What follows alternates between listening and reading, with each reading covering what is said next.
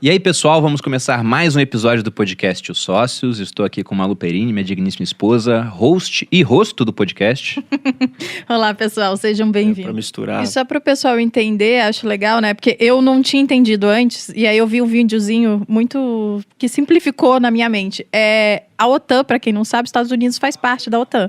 Então... São os capitães aí da OTAN. Essa é a questão, né? Essa é a questão, porque significa que, teoricamente, os Estados Unidos vão colocar tropas lá na Ucrânia, e aí vai ser uma guerra entre Estados Unidos e a Rússia, que são duas potências. É mais ou menos, né? Porque... Só simplificando. A OTAN existe, ela nasceu por quê? É importante a gente trazer isso.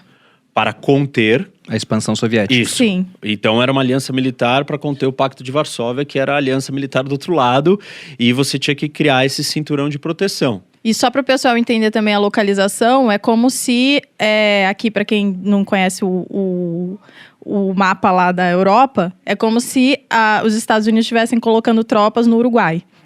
Mas é importante lembrar o segugue, o governo Bush em 2008 mencionou de maneira Agora vocês podem voltar vaga. para o passado. Acho que o pessoal já não entendeu eu mais ou menos. Eu ia fazer um ponto sobre isso. Antes de passar a palavra para o Oliver, dá para fazer um paralelo para quem estuda um pouco de história, lembrando da crise dos mísseis em Cuba, por exemplo, que era uma situação parecida, onde os Estados Unidos falou, parecida entre aspas, né, porque era uma ameaça nuclear, né, mas os soviéticos queriam colocar mísseis em Cuba, que está na costa americana. Foi isso O pessoal mesmo. atravessa naquelas embarcações muito ruins, né, precárias, para fugir daquela terra dos sonhos que é Cuba, segundo alguns.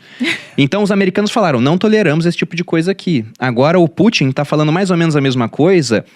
Não é que os americanos vão colocar tropas na Ucrânia, mas se a Ucrânia integrar a OTAN, ela passa para a esfera de influência americana.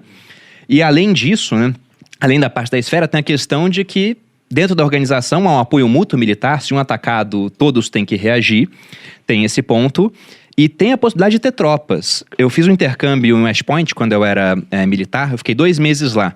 E o engraçado era o seguinte, aqui no Brasil eu fui primeiro de turma. Então quando me formei eu tinha o Brasil todo aberto pra mim. Eu poderia escolher Rio de Janeiro, São Paulo, Porto Alegre, Curitiba, vários locais bons.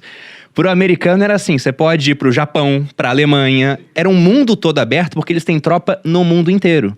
E aí poderia ter também na Ucrânia. Mas por favor, Oliver, falei. Não, eu acho importante também frisar que não existe hoje um projeto detalhado de iniciar o processo da Ucrânia aderir à OTAN, né?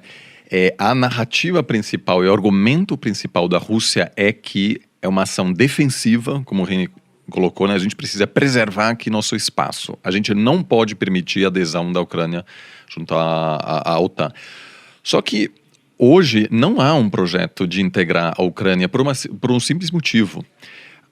Os Estados Unidos não querem ter que defender a Ucrânia, porque sabem que existe um risco real. A Ucrânia acaba de sofrer uma invasão e parte do território ucraniano hoje faz parte do território russo. Há uma discordância internacional. A maioria dos países ocidentais não aceita que a Crimeia hoje faz parte da Rússia, mas, de fato, ela controla esse território. Então, são temas que muitas vezes a gente achava que nós tivéssemos superado já, né? Que antigamente era comum. Países pegavam parte do território de outros países, né?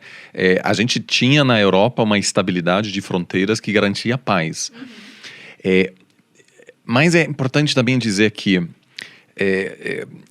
isso é um argumento russo de que existe um plano concreto de integrar a Ucrânia. Eu hoje não acho que isso seja de fato um plano americano. Inclusive a maioria dos analistas americanos critica o presidente Bush, que em 2008 fez um argumento vago e disse a Ucrânia e Geórgia, também um país perto da Rússia, pode chegar a integrar a Ucrânia. Gerou uma ansiedade grande na Rússia, mas hoje eu não vejo o Biden de fato dando esse passo.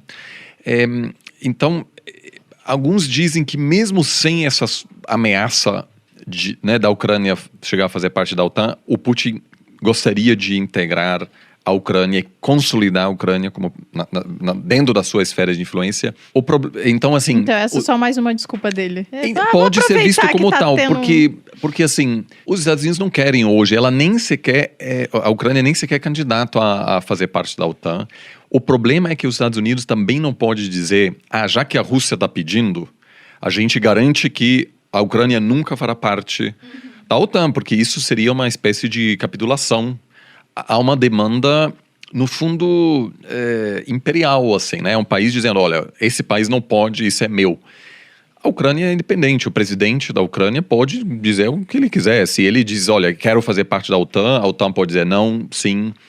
Mas é um tipo de pensamento imperial que se choca com um outro tipo de pensamento que diz, olha, a Ucrânia é um país autônomo, independente, e ninguém sabe o que vai querer daqui a 10, 20 anos. A gente não pode dar essa garantia, que obviamente teria um custo político enorme nos Estados Unidos, por isso tem essa briga sem uma solução aparente. Pensando